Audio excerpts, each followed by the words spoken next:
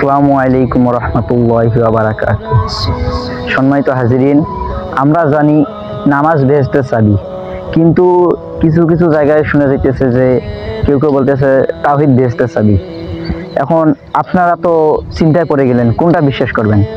এখন কেউ কেউ বলতেছে নামাজ বেহেশতের চাবি, আবার কেউ কেউ বলতেছে তাওহীদ বেহেশতের চাবি। সুতরাং তারা ঠিক বলেছে, মানে উভয়টাই ঠিক বলেছে। কেউ কেউ বলেছে তাওহীদ বেহেশতের চাবি এবং কেউ কেউ বলেছে নামাজ বেহেশতের চাবি। এখন তাদের দুটোই ঠিক। আমি বুঝাইতেছি কেমনে ভাবে দুটোই ঠিক। মনে করো তাওহীদ বেহেশতের চাবি, সেটা হলো না, তাওহীদ বেহেশতের চাবি বলতে গেলে তাওহীদ বেহেশতের চাবি, এবং অপরদিকে বলা হয়েছে হাদিসের মধ্যে নামাজ বেহেশতের চাবি। এবং নামাজ বেহেশতের চাবি হলো, নামাজ হলো বেহেশতের চাবির দাঁত। তাওহীদ হলো বেহেশতের চাবি এবং নামাজ হলো সেই চাবির দাঁত।